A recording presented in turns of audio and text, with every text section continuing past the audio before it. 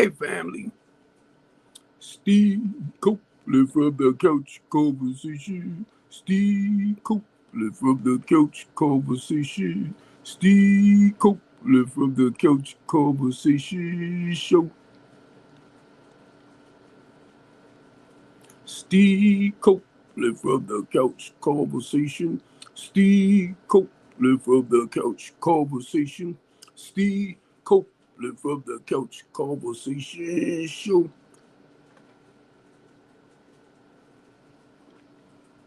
Hey, family. Look, this is real interesting, right? And I shared this not too long ago. I'm using my backup. But look, I wanted to talk about, let me turn this down. I wanted to talk about Maafa 21, Black Genocide, Baltimore City, and to my TikTok family. Now, I want to share this because during the Pretty Great Ride, right, this guy that I was working with, truck driver, his father has sent me the documentary, Maafa 21, Black Genocide. He said, this is what's happening to y'all people. And I got mad. I was like, you mother black. But as I began to read more into it, it helped me to understand about certain things I just don't like to say out my mouth, right? White supremacy.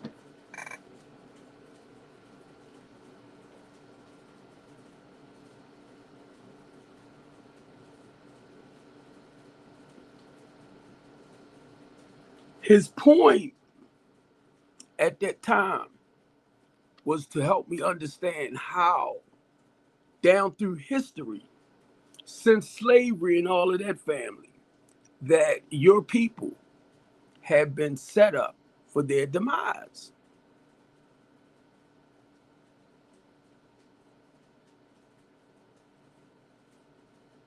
To wipe out the black race. Now, I read up on it a little bit into it to get an understanding. I read up about Margaret Sanger to get a better understanding. And actually, Margaret Sanger, they was calling her the modern day Hitler for the Black Holocaust. But that's not what she was. From a deeper standpoint, she basically came up with the idea of contraceptive. And if I'm pronouncing it wrong, family, please forgive me. But a ways and the means, well, a pill for women to use so they wouldn't get pregnant. And this was women mainly, from what I read up, that had, at that time, it was like more than 2 children. Because during this time, the women was basically taking care of children by themselves like they are today. Men, in case y'all don't understand, gentlemen, how a lot of men get women pregnant and they leave them by themselves to fend for themselves and the babies that y'all created. So in that process, family, she came up, very bright woman from what I understand, with the idea of a pill that women can take to avoid pregnancy. But they flipped her name around throughout years and they made her out to be a villain. Because when I first started reading it, right, and reading about Margaret Sanger, and it was talking about the ABs, right? I don't know why my arm started hurting me. And it's talking about the ABs, right? But it was talking more about, Planned Parenthood, stuff like that, how it was designed. And actually now I understand a lot better. that it was designed to decrease, the black population. And it goes way back to the transatlantic slave trade and all of that. But basically, what it's talking about is ABs, for TikTok's sake, abortions, okay? Abort for my live stream. Oh,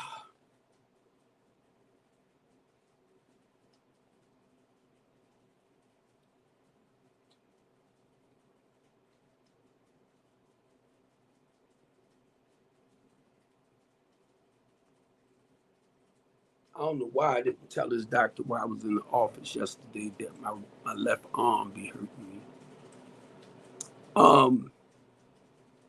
Now, in the process of me saying this right, just reading up a little bit more of the history, and it's been passed down since slavery.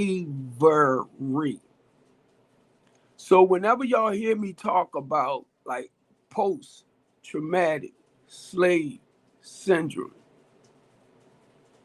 as a human rights advocate or community activist or community organizer, the goal is to help slow that process down. When I talk about the process, family, I'm not just talking about, I see what happened way back when, you get me? I see what happened way back when during history time. But I'm looking at how in 1980, remember when the crack epidemic hit, the crack, right?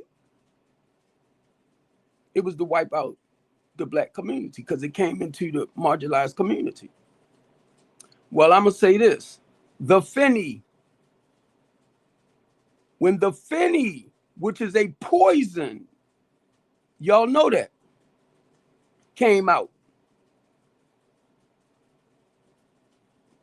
it was to actually, again, start eliminating, I apologize, the process of the melanated community.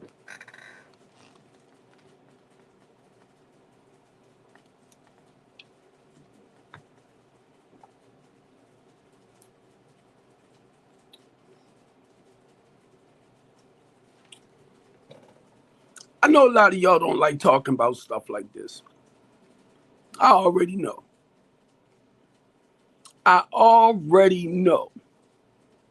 So many of us, right, see what's happening to us. See what's happening to our loved ones and relatives, our family members. That's why I started the show, the Couch Conversation Show. Keeping life real. Real conversations, real life stories. Empowering our youth. But not just saying it, right? On my end, because I'm not a politician, I'm not a lawmaker, we have to come up with ways and means, basically what I'm saying, solutions to the community's issues and problems. The politicians just create laws, family. I don't want to lose nobody.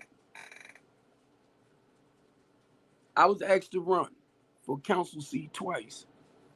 I was asked to run for House of Delegate on a Republican ticket. I was going to run because the goal was to get my name further out there about the work that I do in Baltimore City. But once it was told to me that if you win, you cannot do your LLC, Steve, in politics. So when I was told that, I said, why in the hell should I run? Because the goal was to take the funding that would come in to support, I'm going to say, my campaign and everything. And I'm looking at millions at this time,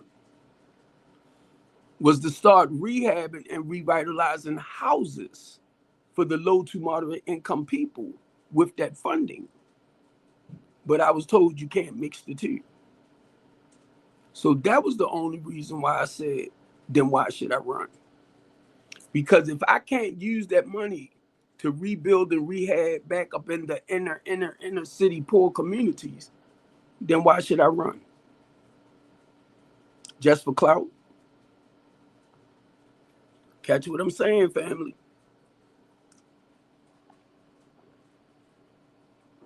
Everything, everything, everything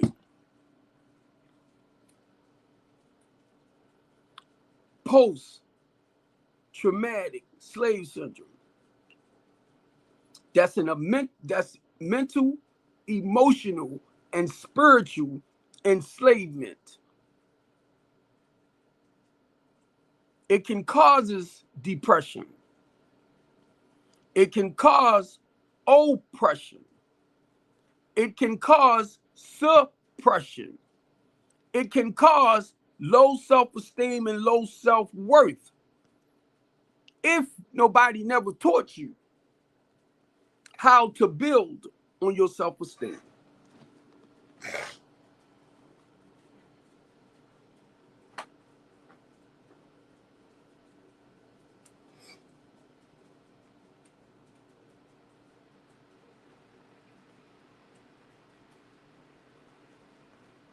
So a lot of people think that I run off at my mouth just to be running off at my mouth in Baltimore City. No.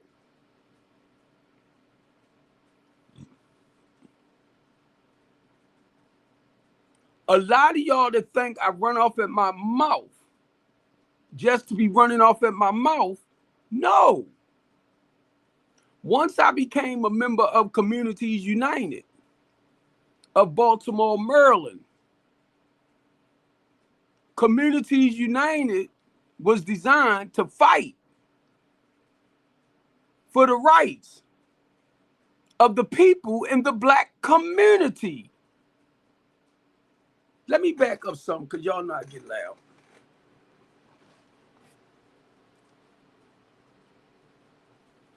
That is the Baltimore branch of the Center for Popular Democracy.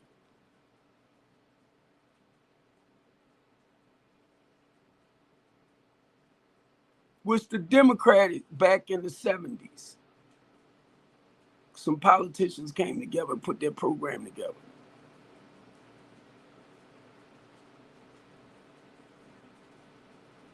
To fight for people's civil rights, equal rights, and constitutional rights.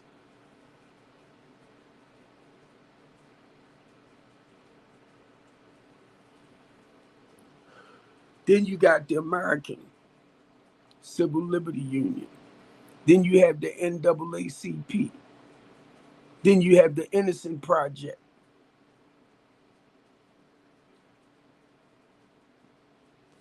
I'm only telling y'all, as a person that used to live on the other side of the street, whose life has turned around, knowing that God put a calling on his life, not man, to go back out and help save his lost generation of people. Who did that remind you of, family? Who was that person that became human and walked on this earth? Came amongst the lost generation of people. I do not hear y'all talk about that. But I hear y'all quote what Isaiah said. I hear y'all quote what David did. I hear y'all quote every other person's story that's written in the Bible except for the journey and the mission of Jesus Christ and the disciples.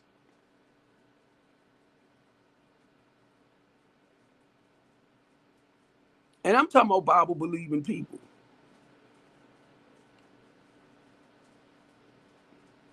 On another platform before I came over, right, somebody was talking about David, King David, and David's story.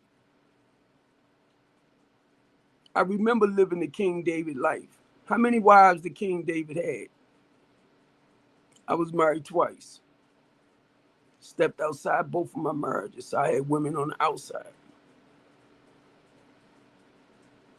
What did David do with Bathsheba's husband? Now, I didn't get that far, but I know how it is to be caught up on a piece of poo-poo. I said that must have been some good stuff for him to put that man on the front line and take him down. Because he didn't want his wife to know she was having a baby by him, which I understand all that too. But the point I'm trying to make with all of that, for some of you so-called heavenly bound and no earthly good, did God not tell David, no matter how you stumble and fall, son, you're a man after my own heart, Steve Copeland? Didn't he say that to David? So when I was reading it, it was like he said it to me. No matter how you stumble and fall, Steve Copeland, just get back up and keep moving. That's why I don't stay down. But see, you get people who act like they're supposed to be perfect,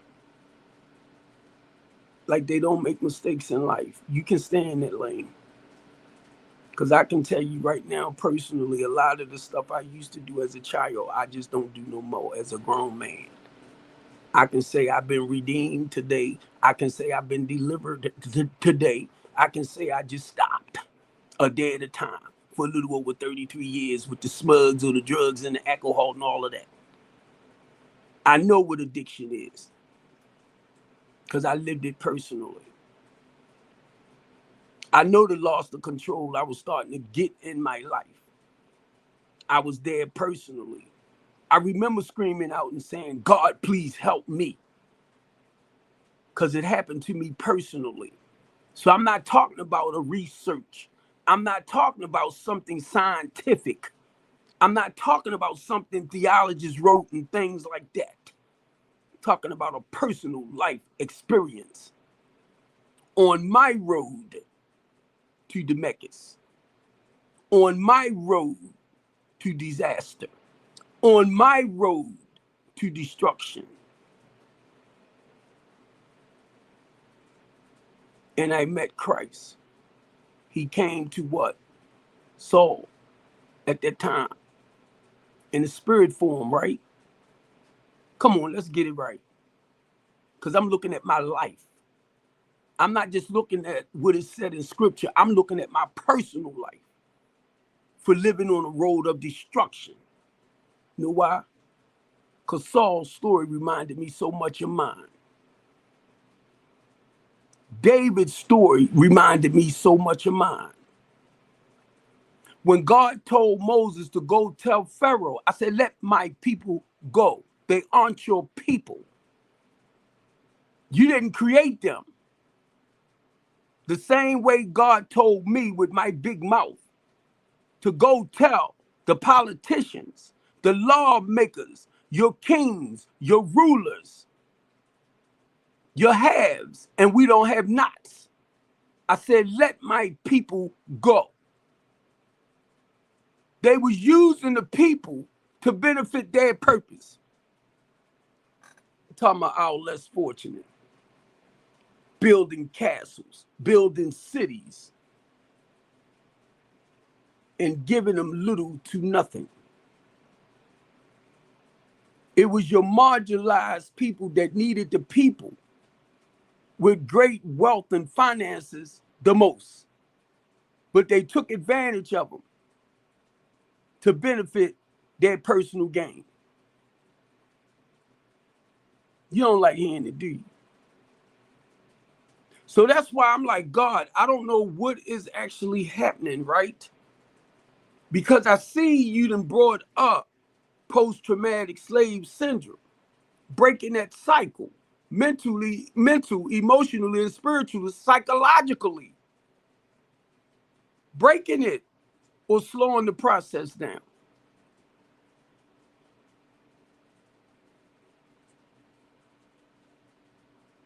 I'm very, very, very, very clear and aware today that our politicians represent the individuals with their voice when it comes to creating laws, legislation, bills. But we are the ones, once they get the laws passed to benefit us, we got to create programs. When I say us, I'm talking about the better help the people in the community. Rather, they are there to crucify our people or to help prosper our people. Our politicians don't come with the solutions. I didn't understand that at first. A lot of us are giving people credit because of where they at. Now, and I will give certain people credit like Sean Stanton, Corey McCray. You know why? Because I see them active with the people in the community. I see them doing seminars and stuff, talking to properly educate our youth, our lost generation of people.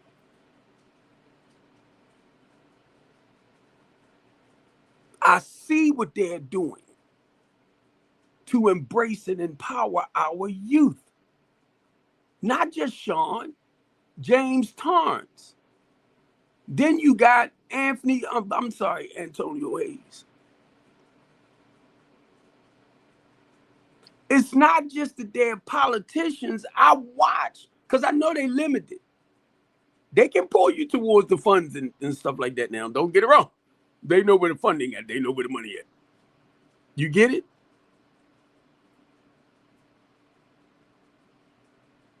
But when it comes to being hands-on, it's other organizations and businesses in the community that actually create the solutions to the laws. Y'all didn't know that? Everything. Keep in mind, family, everything that my housing program do in Baltimore City, the only thing I do is house. And that's why I have to talk with other people that have housing programs, temporary, to be able to put them into a permanent home, apartment, a studio apartment, or into their own affordable place. So when you're looking at the low to moderate income people that only get like SSI or SSDI, or they don't make no more than say $15 an hour, that's the minimum wage now, right? That they supposed to work up to. Some people cannot afford a regular $1,000 or $1,400 a month rent, mainly when they got family. You might can because of the job you have, what you make a month. Well, you might make well over 50, 60,000. So you can afford these things. The low to moderate income people need assistance. And guess what? The way everything is designed is really, although they're helping them, some, because I deal with the ones that slip through the cracks, who've been waiting to get into housing for 5 years and with vouchers and stuff. So their case manager done forgot all about them. Come on, I'm speaking truth with y'all, because I got to deal with people like that. If it's no more than making phone calls. That's what the LaTanya D. Copeland House of Hope is about. Brandon Scott know what I do. Ivan Bates, Mackenzie Frost, most of our, well, mainly in the 7th District. Council members, people that I know from the area I grew up in, basically. I had to spread myself out a little bit to get to know some people east as well. South,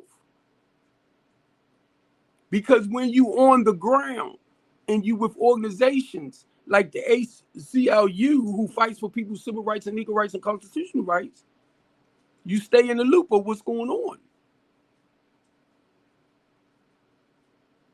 Every time I come on, I mention the ACLU.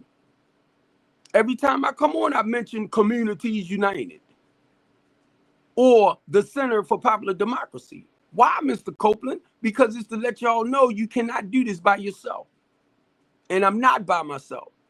I will mention the NAACP, but I don't work with the NAACP because it's not just all about the blacks that's suffering.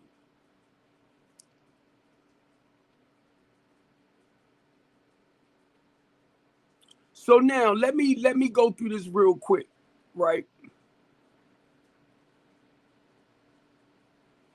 What is the documentary of Maafa 21 Black Genocide? The story behind it.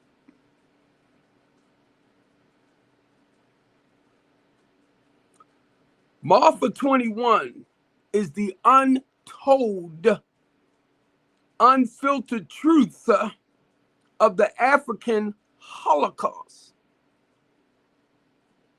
A 500+ year legacy of systematic genocide, enslavement, and destruction of the black community, people. I was going to say community, but it says people. That one too. This documentary exposes the past, reveals the present, and empowers the future. Now, I was not born 500 years ago.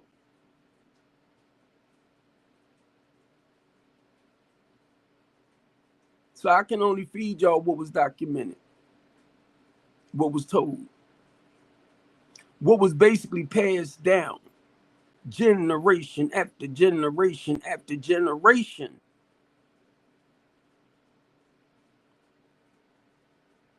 The purpose of this Maafa project,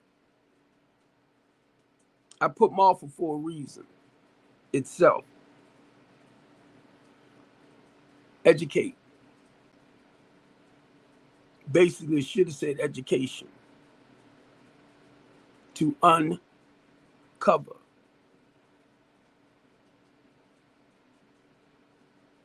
And teach the true history of black people. And let me rephrase that one right there. It's to make you aware of the point, once again, of Maafa 21. To empower, awaken awareness, build identity, and strengthen our people. What is strengthening the community is about? What is strengthening the community about? Heal, address generational trauma, and begin the healing process. Transform, inspire change, unity, and legacy of liberation. I wanted to read this off, right? Opening steps. Well, opening, because I want us to see basically what we can do to slow a lot of this bull crap down. And understanding Maafa 21 Black Genocide.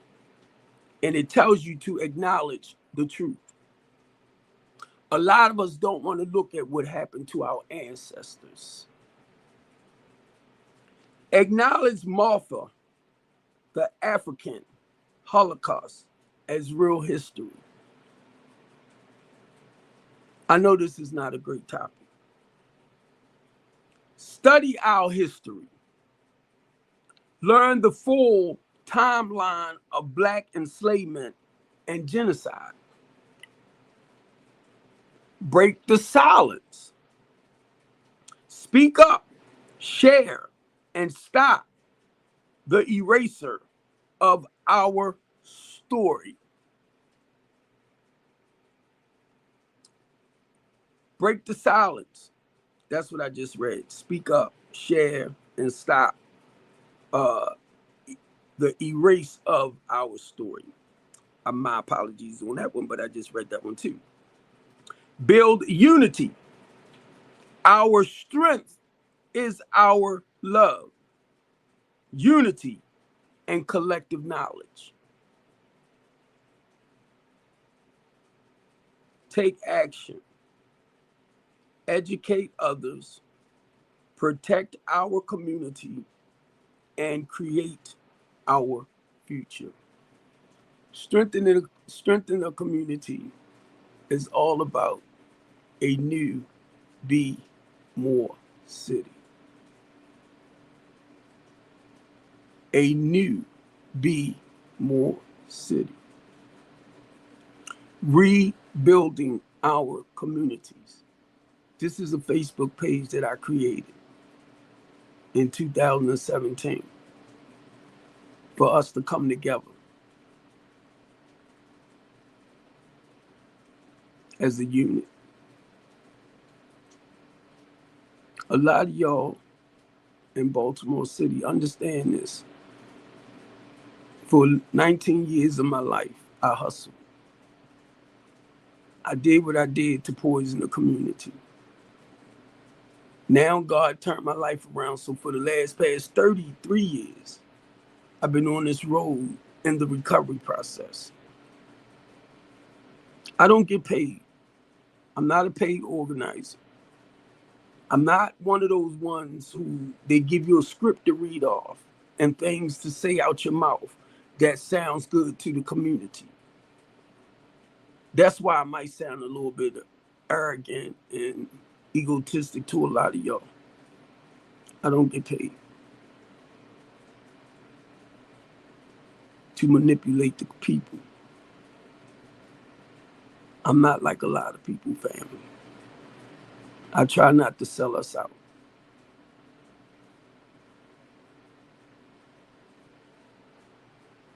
My director at Communities United was a white woman. And I couldn't understand why you would put a white woman in charge of an organization that was designed basically for black people.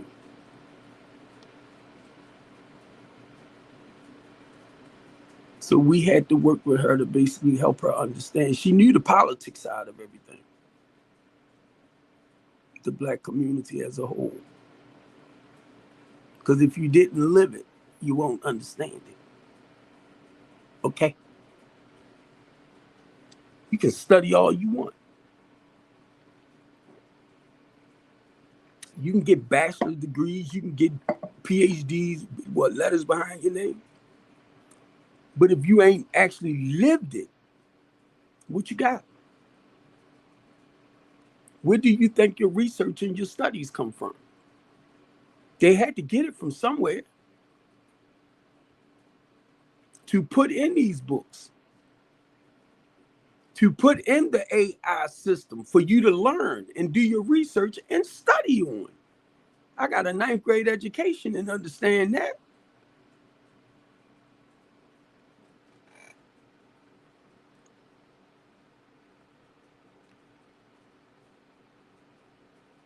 Know the history. Heal the wounds. Build the future. We are the story. We are the solution. We are the legacy.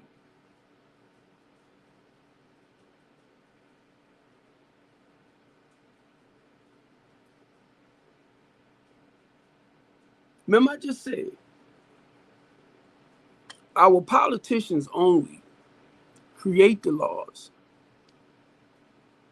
We are the ones that have to come up with the solutions.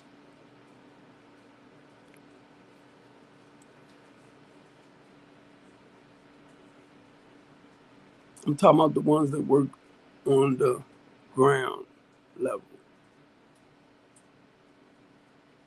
the ones that created LLCs, nonprofits.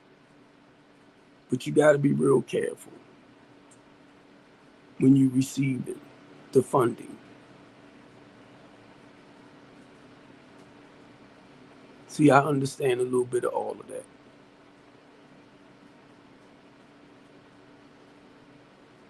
Being a board member of Communities United,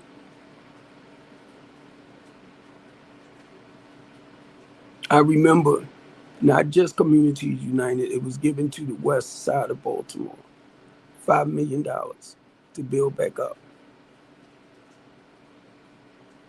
in the west side of Baltimore, community-wise. Other, like East Baltimore, Park Heights, all of them, other little areas got mad because that money was awarded to like the Penn North area, stuff like that. And it was programs created to distribute that money back out to build back up. A lot of y'all didn't even know that, did you, Baltimore?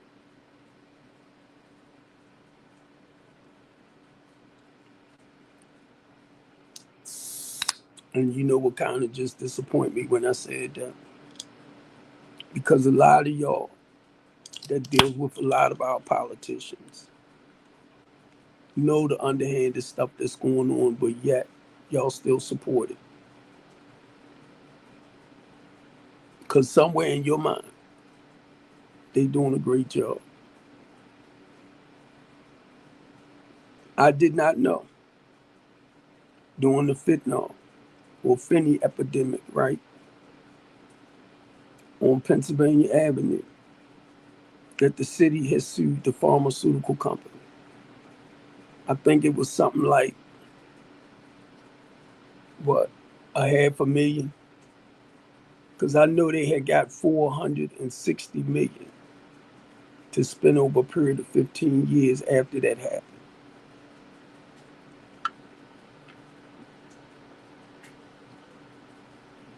Did y'all know that? Did y'all know that?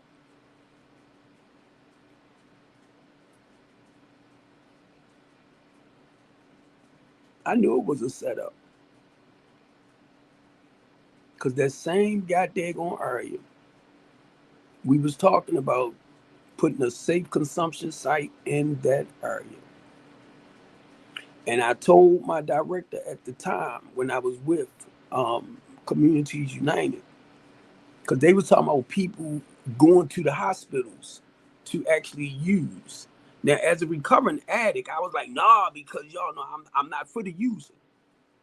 But then when I realized that year we had 343 unalives by Pew Pew,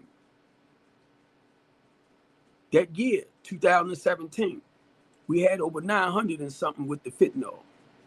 Did y'all know that? Probably didn't, because you're not in the community.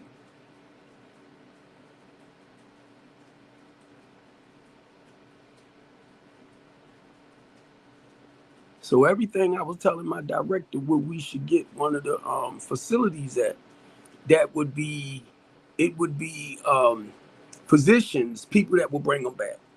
They would go in there, they would use, if their stuff was laden with the ethanol or the affinity for TikTok's sake family, they could bring them back. So when this happened, where you think they went at? When they was doing their interviews and everything, right at the library down in the basement. 1515 right down the street, right next door.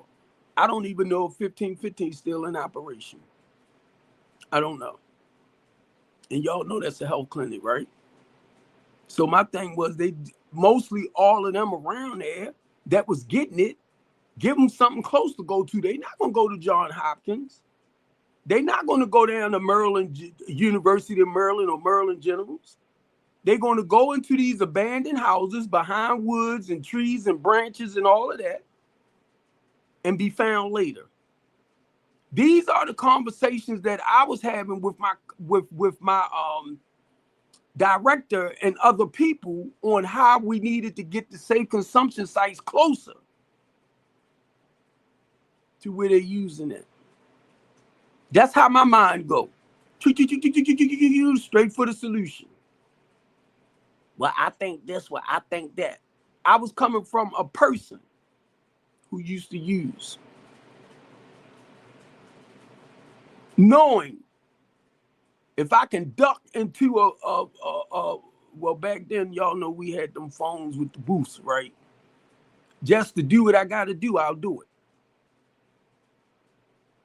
So I'm coming from rawness and letting them know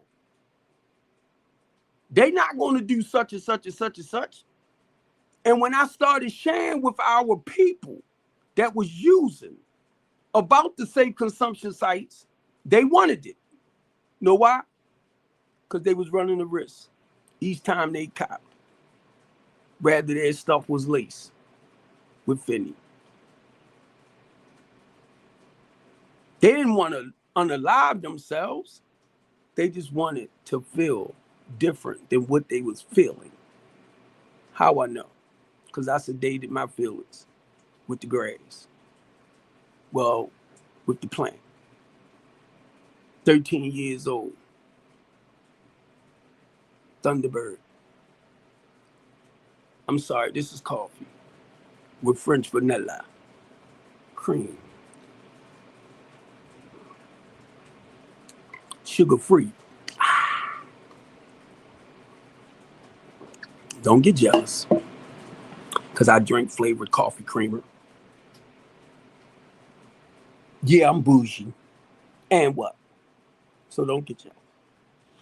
So, 13 years old. I just turned 13, and I felt like, right, I supposed to have started. Come on, I'm 13 years old. Now, a lot of y'all, and I know y'all might hear me on White Like too, but anyway, I come from the era where they used to call the cocoa leaf for TikTok's sake family the rich man high. You couldn't tell me I wasn't about money. I wasn't rich. I was trying to hustle. Well, my family, okay, I'm going to be honest, my family, all right, okay, come on.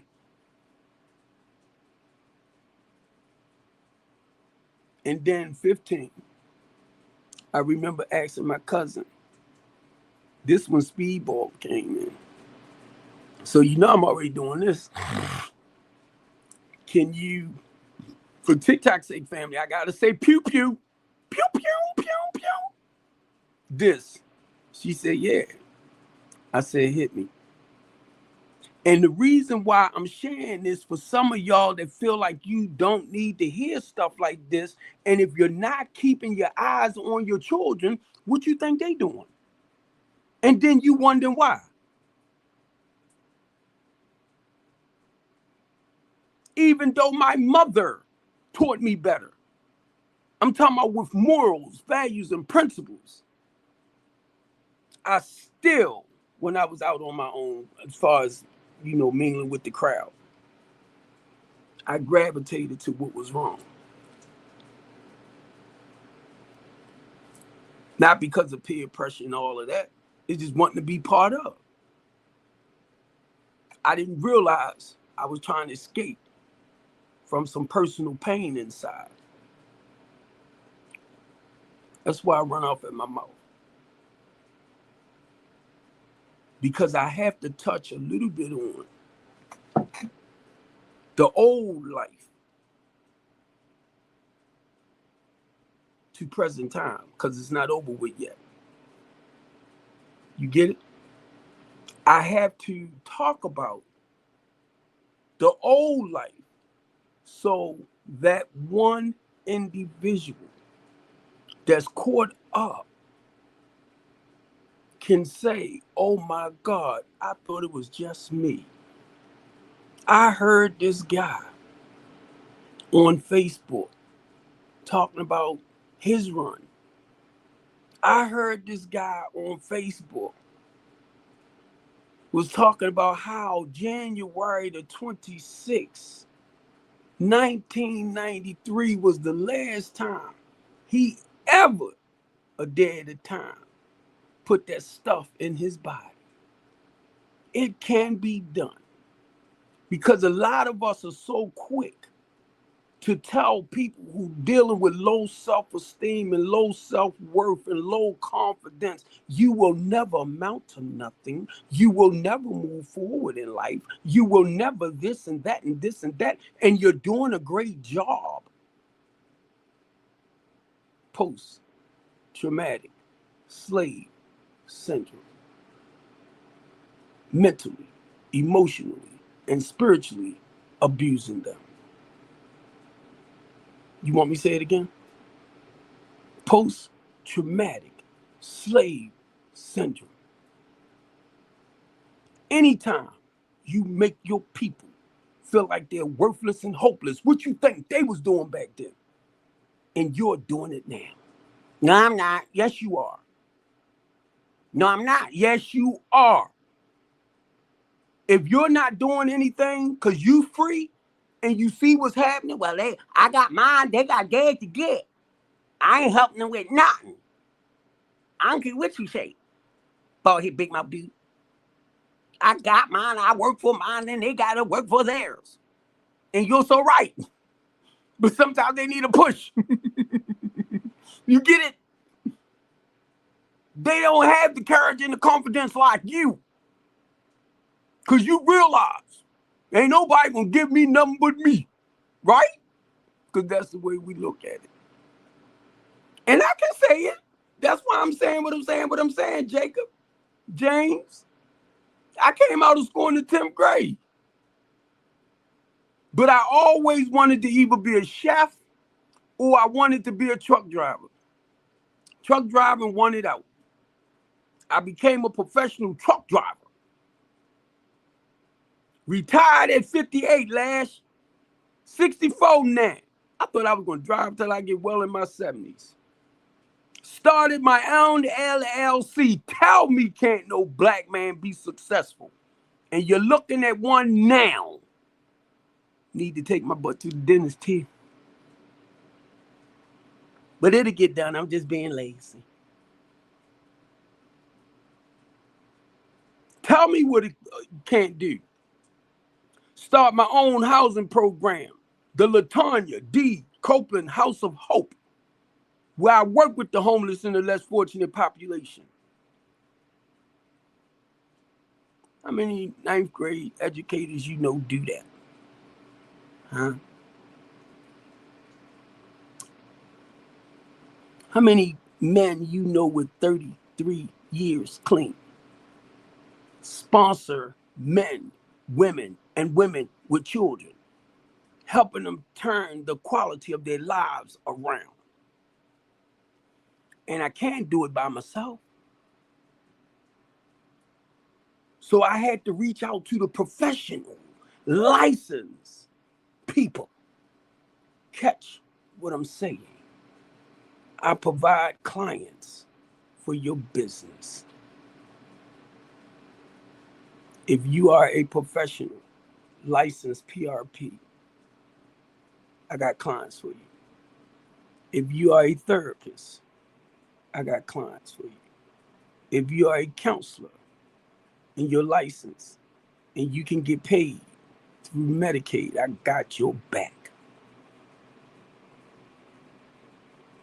Because you use their medical care card to build medical assistance for your services. I got your back. That's what a temporary right to permanent housing program do. I work with independent clients. So when I say they're independent, I don't get government funding. So they have to have some sort of money. If you only get $943 in Baltimore City from SSI, I can get you in a senior citizen place, or I can get you in a Section 8 or low income. And you only pay 30% of that 900, which 9 times out of 10 gonna be around about 300 a month. Might leave you with about 6. But then you get stamps. Then you have to budget your money. You have to know how to shop. This is what the housing program is all about. Guiding you to the professionals. Y'all don't like to hear this, do you? Because it helps break a lot of this down. They are solutions to the problems. Creating programs like music, art, theater, dancing, embracing our children's talents. Y'all don't like to hear that, do you? The Stephen Copeland Jr. Sports and Talent Academy, a multi-purpose center for inner city youth. We already have recreation centers, right? This what people told me, Mr. Copeland, you don't have to reinvent the wheel. Just carry your program in these facilities. Yes, they did.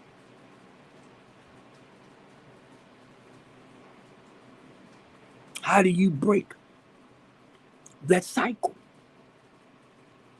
You got young men out there on the corners, hustling to make a living. Come here, nephew. I'm a retired OG. I wear suits and ties, I wear all of that. But I don't wear it in the community.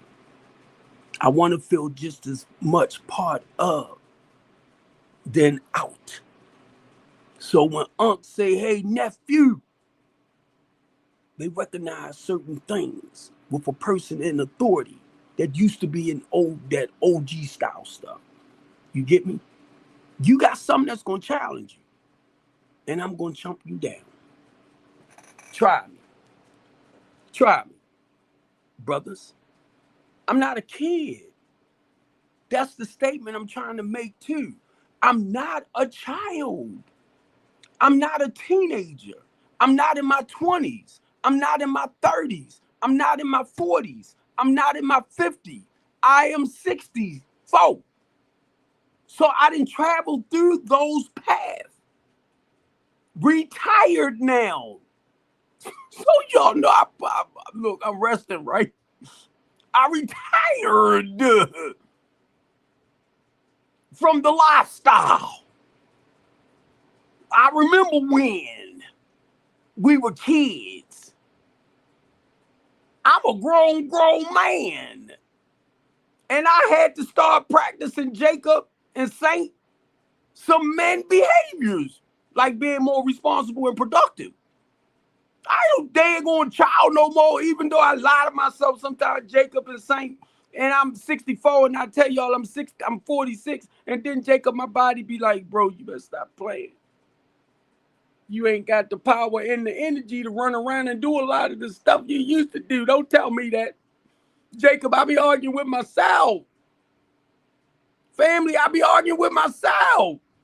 But then my body, it hits me. Boy, you ain't got that goddamn energy no more. This your best win. You can go see Uncle T and them once in a while. You can go out there and walk with Safe Streets once in a while. You can go over there and visit Lisa and Cherie Rogers and them once in a while. You can catch up with Christine Flowers and them once in a while.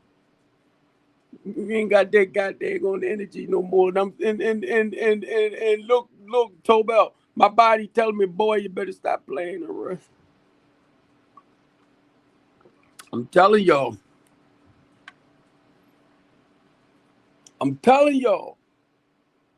I do not play when it comes to the black community. I have no problem. If I want to know, Jacob and family, Tobal, if I'm pronouncing your name wrong, I apologize. If I want to know anything about Baltimore City, criminally wise, I can go talk to the mayor. I can go talk to the police commissioner. But guess what? They don't know. They only go off the information that was given to them. They act like they know what's what. but they can only go off the information that was given to them. So Big Unc, if he got to go over to Pennsylvania North and do his own investigation about what really happened, I will do that. I grew up in that area. So I will go. And I would definitely go to the ones that I know that might be still in there hanging on the street. Come here for a minute. Let's talk. Go ahead. Or stand around. That's all you got to do is stand. Right there, Pennsylvania North. That strip right there, stand. You'll hear a little bit of everything. People talk. Rather the police and them have the true information of not or not. Come on. Street knows street.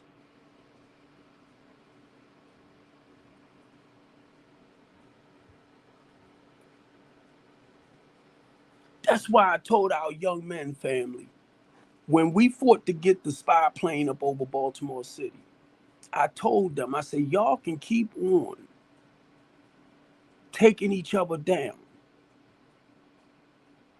because y'all know ain't nobody gonna snitch. And this is what I told them. I said, your behavior, I said, ain't nobody got to snitch on you. Your behavior is gonna tell on itself. Go out there and do what you did before. We will track you, mainly from the area that you went to do it at, to the place you came up out of, to go do it, and then track you where you went from there. The city didn't want it, because they didn't want it to slow down. It's a profit. And y'all hear how I talk. They don't like when I talk like this. Steve, you interfering with our money. You big mouth, bald-head black dude.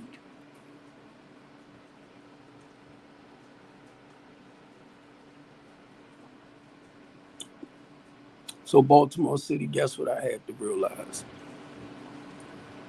Being a civil rights advocate, being a community organizer, I have a job to do. Being an ordained deacon, Jacob. Being a minister for Christ. And when I look at the mission and the journey of Jesus Christ came to this earth. Well, the Creator became flesh and dwelt amongst his people, right? Because that's not what the Bible said. He came to his people in the flesh. He told Matthew, Mark, Luke, and John, all of them.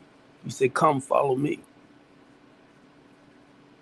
They was real good at fishing, right? Come on. Throw the rod, bring them in. Throw the rod, bring them in. He said, come follow me. Steve Copeland. I'm going to make you fishers of men. I ain't going back out there. I ain't doing it. I ain't doing that. Who can better help my people? Okay. Do you hear your pastors talking like this? I'm an ordained deacon. I'm a minister for Christ.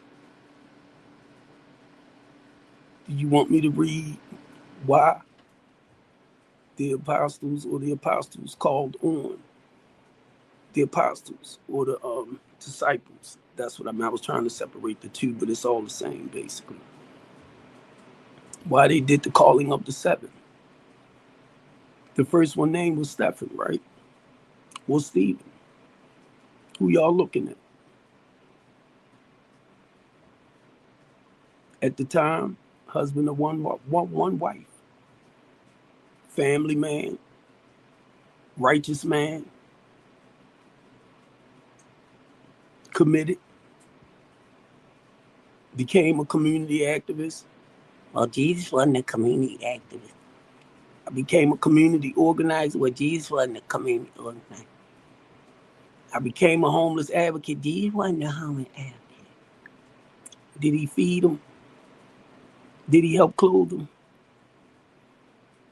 Did he help him get off the streets? Yeah, but he wasn't an advocate. Okay. But he was advocating for the people, right? Wait a minute, let me think a little bit. I like being sarcastic, so please don't pay a lot of attention. Because I know what I was called to do. That's why when I tell y'all I'm a Christian, I'm talking about my character. I'm talking about my personality.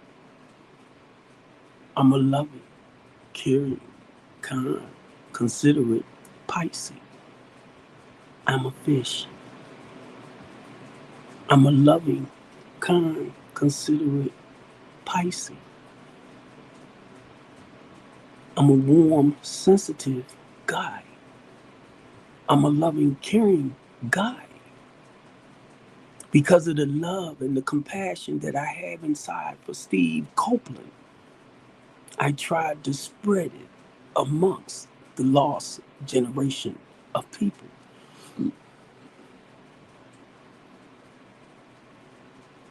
What was Christ like? Emulating Christ's humility. Philippians, 2nd chapter, verses 1 through 11. Do you hear a lot of people talk about that? Nope. Nope. Out of all the stories in the Bible, do you hear people actually talk about emulating Christ's humility? Being one of a core. Being like-minded. That's what it says. You don't hear people talk about that. Because they memorize other people's stories that's in the Bible.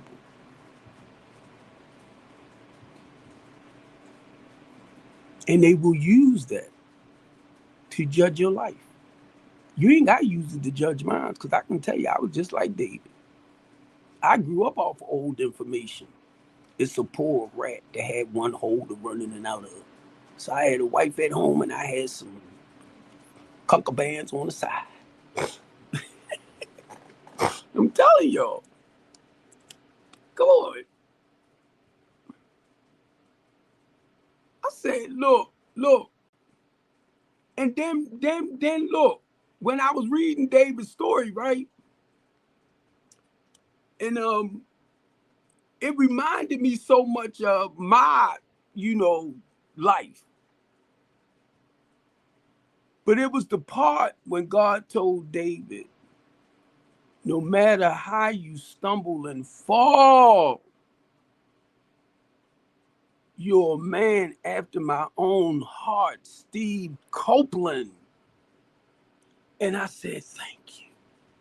Because I was beating myself up because I went against my morals, my values, my principles that I made in the sight of God. Was not to do what I did in my first marriage. And I know that them flew over a lot of y'all here. I'm glad you did. You just smarted. And I hope it blew your nose off. Call me. I hope look, call me, gonna text and say he just arted. I hope it blew your nose off. You hear me over here talking and you talking about you smarted. You must have been taking that what's that stuff call me for your stomach? Rise, call me. Look, you must have been taking Rise. You from another country because I see you on YouTube.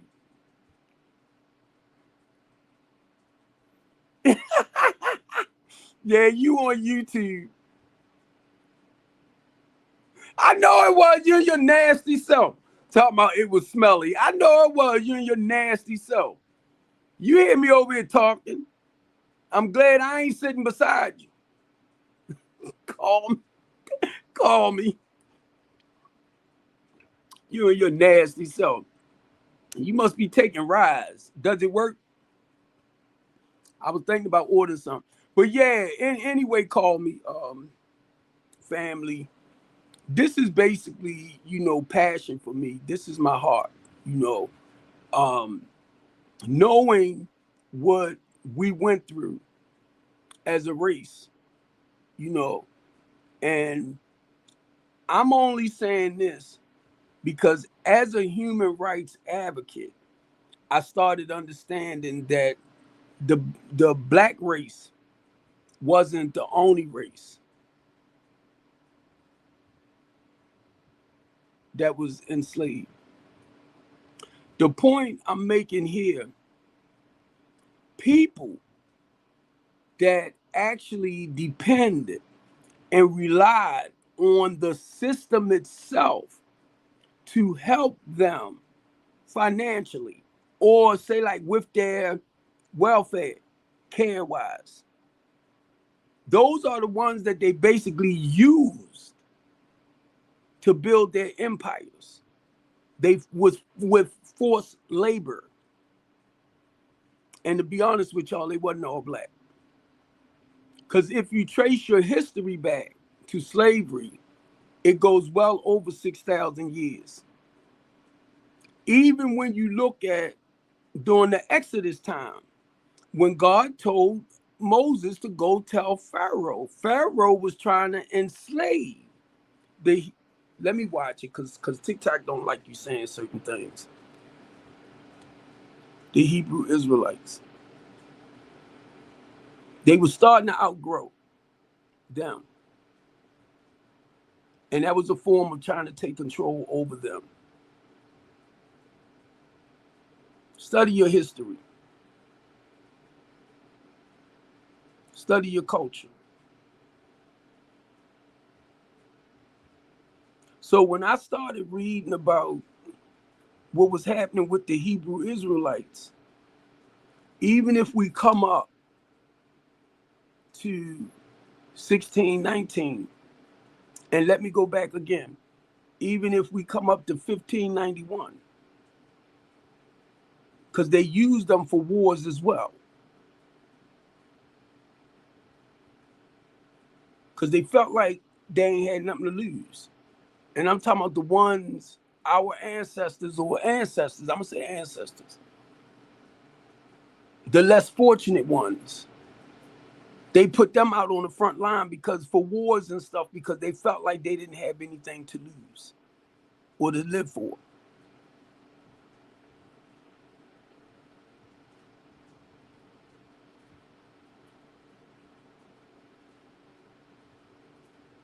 And going into today's society, now mind you, I heard somebody say something about AI. Don't trust AI, don't trust chat GPT.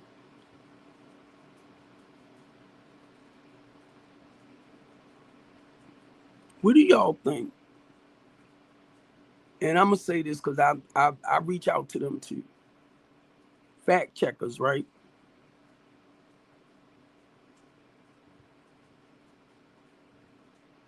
You on YouTube. This a talk show. Um, this a talk show. Most people like crazy stuff. This is real life, real conversation.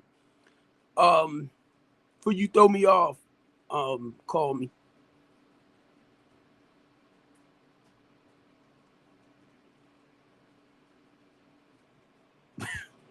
He said I might be AI. Nah, I ain't AI. Call me.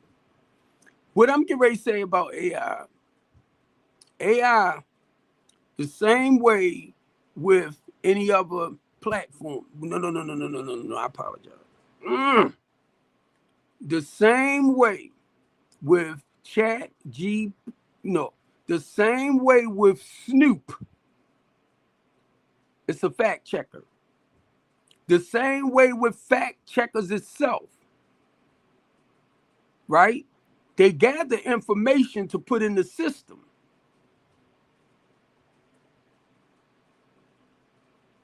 Now, AI is all right. You say Snoop Dogg. Oh, shut up. AI can only feed us from what they are putting in the system. itself.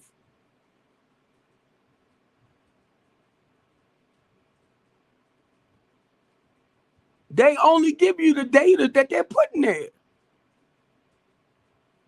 And y'all know with AI, you have a lot of human beings behind it that's running the system.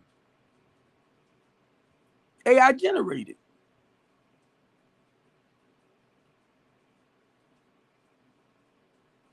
Now, when you're dealing with Snoop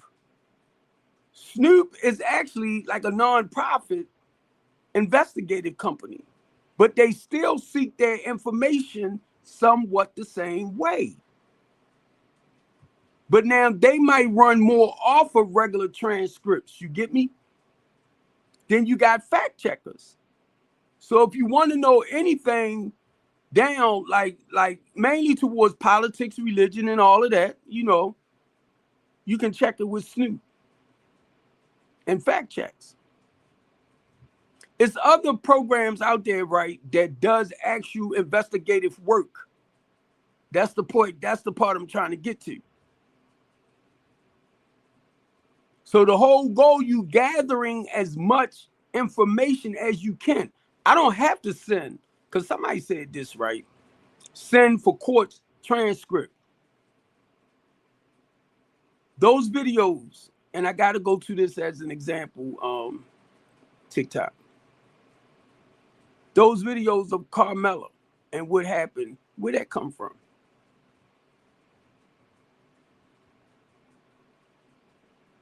He already called me. Donald Trump remind me too much of my crooked life. That's the only thing I look at him about when it comes to that type of lifestyle and how it's being practiced over here. Nobody else can. Most criminals can see it. Let me put it like that.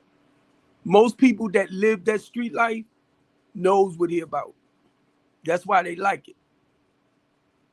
But understand, he already said it. Called me when he first ran. He said, "I'm not a politician. I'm a businessman that happened to run. That's why I don't call him president, because he doesn't have a degree in political science." He made it clear. Y'all the one like to elevate him to different roles. And then I found out, understand the three branches of government. One individual can't do everything by themselves. That's why they created the three branches of government. So a lot of the stuff that's happening, it's not him, it's Congress.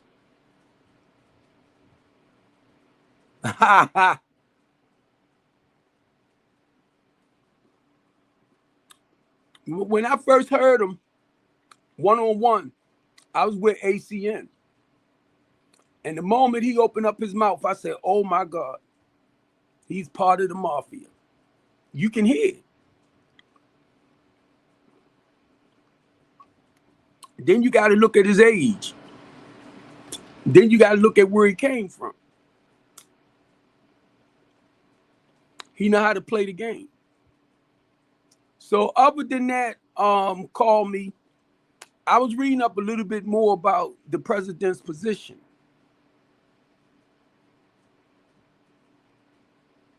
Thank you. That's what I heard. That's what I heard. Call me, say he's a retired, I can repeat this, mafia boss. And that's what I heard. That's what I heard. That's what I heard. And not to say I don't dislike him, I don't hate him or nothing like that. I just heard that side of him. Now, he's 15 years older than me. So he reminded me so much of my street life and how he plays and manipulates the people. I said, oh my God, he is good. But, and I'm going to tell y'all, a lot of criminals see that. And another thing y'all don't look at too, the old statement, no man is above the law.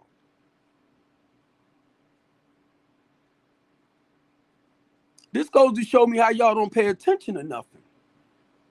No man is above the law. He proves that statement is not true. He proves I am above the law. Look at basically everything he had done throughout his life. Was they able to put him down? Even though he went there, registered and everything, took the fingerprints and stuff, then he turned around and left.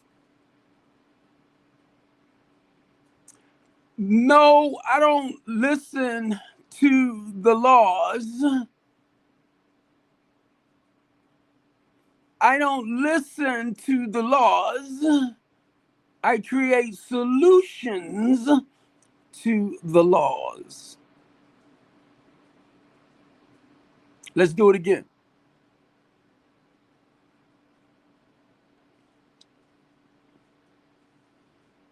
Hey, call me. You hear what I'm doing right now? Do you hear? No, listen to what I'm saying. Do you hear what I'm saying? So, whatever laws that are created, it's peoples like myself that helps people to live according to the law. Listen, you just mentioned laws. I'm telling you the difference. Your lawmakers only create laws. They don't create solutions to the laws.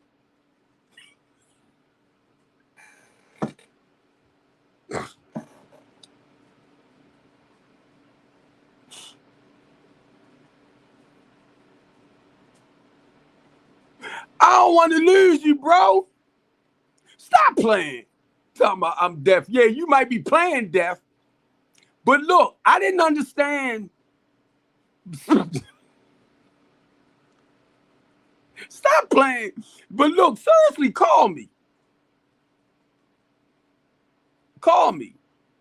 I didn't understand it at first. Look, our lawmakers only create laws. They don't create the solutions to the laws. Organizations like mine do, because I'm on the ground level. I'm in the community. So you have to create ways and means for people to live according to the law. The goal is you don't want them to break the law. Right, because I didn't say it at first, call me. But look, because anytime I would sit down like at City Hall with our politicians and stuff like that, I hear what they're saying, but I will always come back and say, this is what we can do to slow this down, and this is we can do to slow that down, put a stop to certain things. But I started realizing that's not what they wanted to hear. If you break the laws, you're going to go to prison. As long as you're living according to the law, you're going to benefit. So what you do, you create programs for those so they won't break the laws by being disobedient towards the laws, because they end up in prison. So either way, it's businesses like mine and your grassroots nonprofits and organizations that's supposed to actually create the solutions to the laws that our politicians create. They don't create the solution. Look it up. Well, I used to be a bad boy. And I'm glad you said bad boy. Call Me James said, I break the law because I'm a bad boy. I'm glad you said bad boys, because most bad boys, grown men, that's what's happening. It's the little boy in them. I did a topic on that not too long ago, Call Me.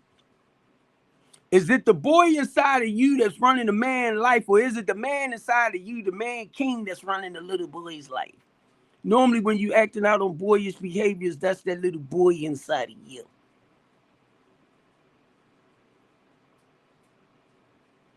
Call me. I'm 64 years old. I got 33 years clean from that law-breaking lifestyle.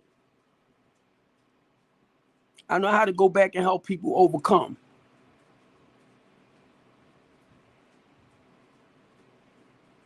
That's why I do the talk show, Call Me.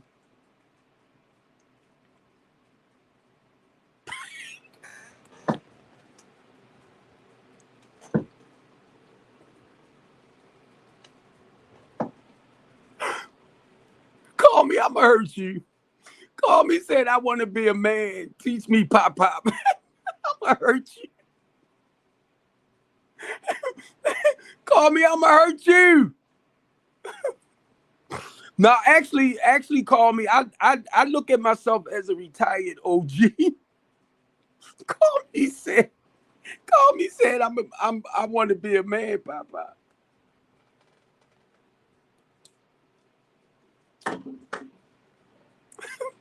Thanks, Call Me, for making me laugh. Thanks. Cause look, where you from, Call Me? Cause look, the whole goal, man. You know, like I said, I come from that street life, and I learned from it. So now that my life is turned around, the goal is going back, helping others to understand that you can come out and live a more healthier, productive way of life. If I was able to do it, I know anybody can do it. But you got to want it. You got to want to change. And I said this early today, Baltimore City, Facebook, YouTube, Twitter, Twitch. Excuse me. Y'all know this is a spiritual battle, right? Y'all know this is a spiritual journey, right? It's good and evil. You got to decide how you're going to live your life. I was taught don't straddle the fence. Pick a side. I know a lot of them starting to come over to TikTok too.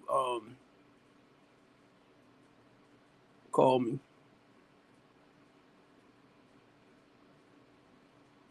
Either you're going to serve good or you're going to serve evil. And if you don't understand what it is, when you look at good, either you're going to do the right things. When you look at evil, you're going to go against what is right. The blessing is, I lived on that side of the road. I choose not to live like that today.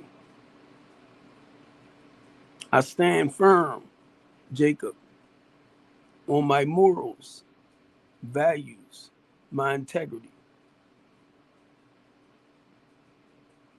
Either you're going to stand firm or you're going to be wishy-washy.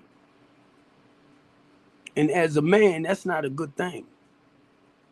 Because if you call yourself a man, you call yourself a king, you create some boundaries for your life. You say evil knives. You create some boundaries for your life. And you try not to compromise them for nobody. At 64 years old, watch this, James. A lot of the stuff I used to do, I just don't do no more. It don't even feel right. As a 64-year-old man, trying to act like he in his 20s, a young adult, trying to act like he in his 30s,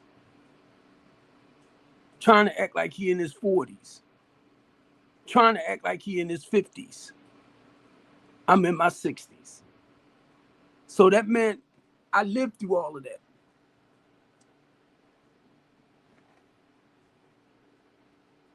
From the age of 10 to 20. Look at that. I'm a young adult. I'm a teenager. I did what teenagers do. In my 20s to my 30s, 21 years old, I went to truck driving school. Got my Class A license, so I'm already preparing for life, living, during my 20s and my 30s. When I got in my 30s to my 40s, my family, my first daughter, I was 26. Oh, you better stop playing, James. Because I was young playing those games. James said, when was the first time you kissed a girl? I was young playing those games. We used to play house. But look, what I did in my 20s to 30s, I wasn't doing in my 30s to 40s. Because understand this, I'm starting to grow. I'm starting to mature a little bit more. You get me?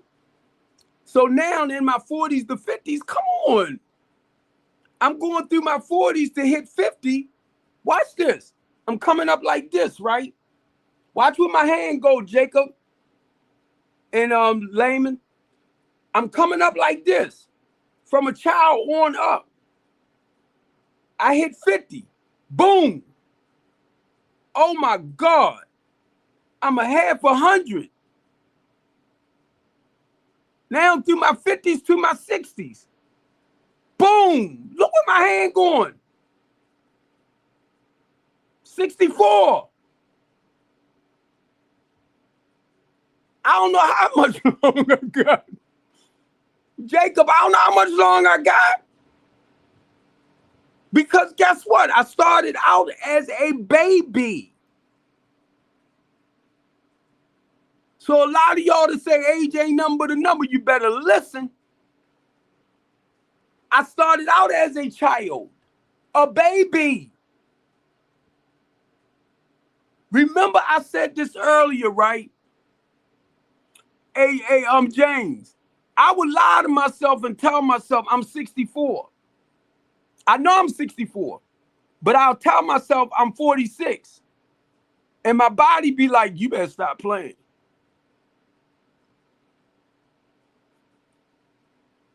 Shut up.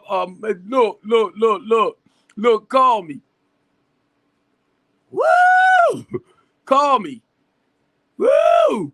Look, James, I never thought I would live past 21. And now the way I'm looking at it, family, a lot of our younger generation is not making it to 18. Now, come on, this was during my time. We talking about well over 40-something years. I was going to say 50. 45. Right? Yep. No. Yeah. 48. All right. Thanks, James. But look, James, be honest, sometimes I'm surprised. I'm surprised. I'm like, wow.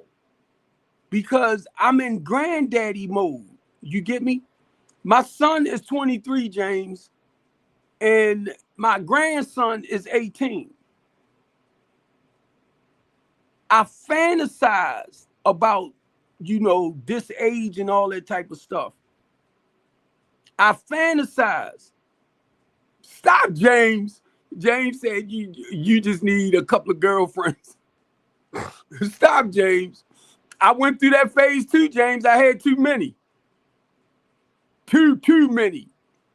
But James, I had to raise little Steve totally different from me because I was taught it was okay to do the things that I used to do. I got to watch it for TikTok's sake, James. I was taught it's okay. Right? But I realized that wasn't to go out and be unfaithful in your relationships or your marriage. If you make a commitment to be with that one person, then stick to your commitment.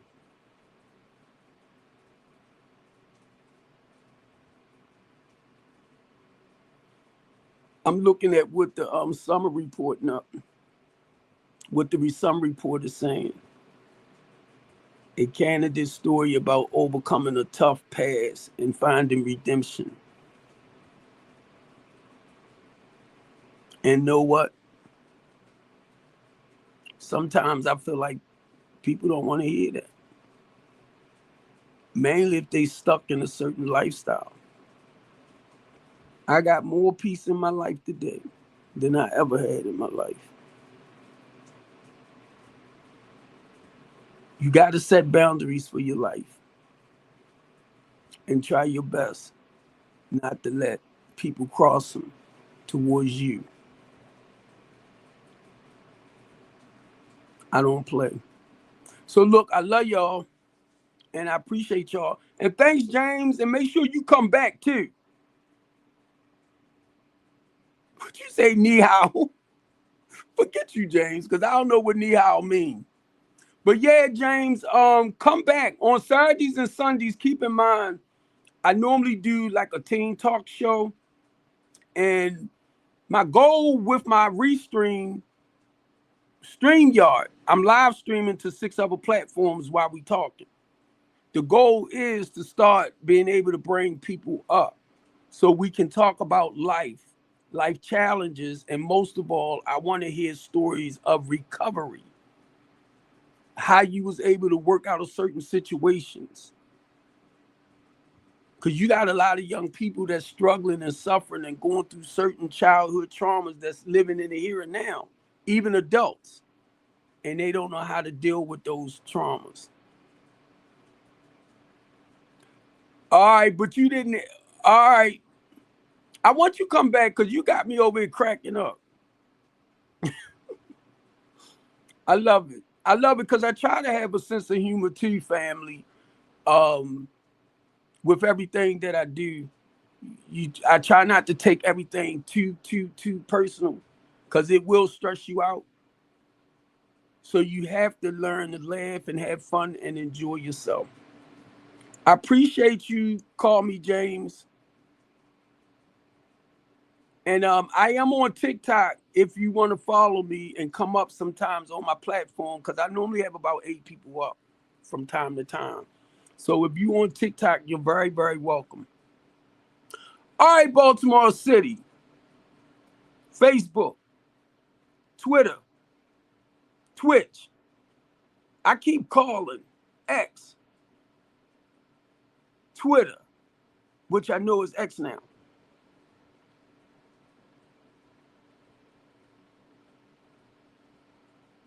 I keep forgetting.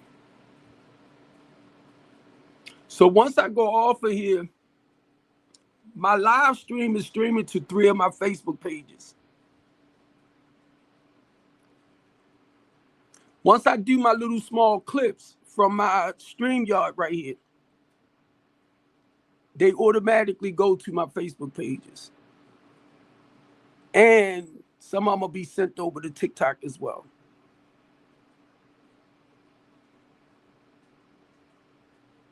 So I love y'all.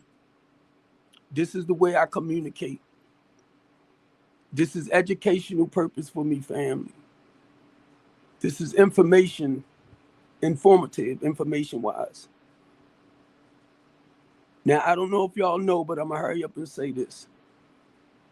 The National Guards are being recruited back into D.C. I think it's supposed to be like 5,000. Only because of the 250-year anniversary or celebration. All right. I'm going to call you nephew, James. Now, I was listening to Ern Perana, which is a reporter he's an independent reporter from D.C. And the reason why they're pulling in the National Guard, because so many, it's summertime rolling in. So it's going to be so many more rallies and protests in D.C. and tourists. So basically, they pulling them in to keep control. Because the statement I made, they already brought the National Guards in that's supposed to have took control over the marginalized communities with the smugs and stuff, or the drugs, for TikTok's sake. And then the homeless encampment people, they destroyed their camps. So if they didn't gain any sort of control over that with the National Guard, that was a big problem. But that's not why these are coming in. They coming in to keep order. Now, mind y'all, the reason why I'm saying this because I had listened to him. And then I wanted to know what was the reason. Is it really true? So I did hit up AI, and they explained it to me a little bit more. So I understand why. Because if we know DC is a tourist attraction, and people are going to come from all over, so they are preparing. Basically, it's like security. I said, okay, I understand.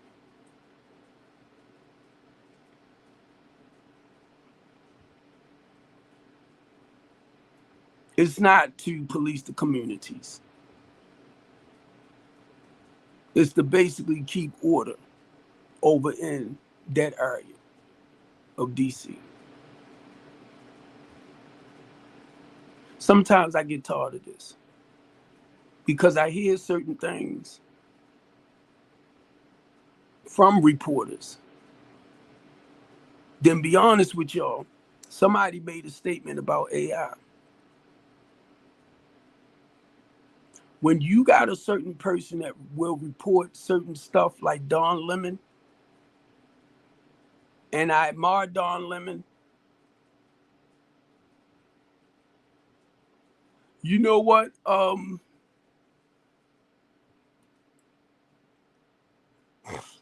don't know. Because I'm going to tell you this, to be honest with you. Some of the black ones can be just as bad as the white ones. When I say that, I'm talking about just as mean and nasty. I done argue with quite a few of them. And the thing is, when you have the power and the authority to basically overrule, some of them don't even care. They'll use it to harm you, then help you. All right, family, I love y'all, and I'm going to end this. Come on back, nephew.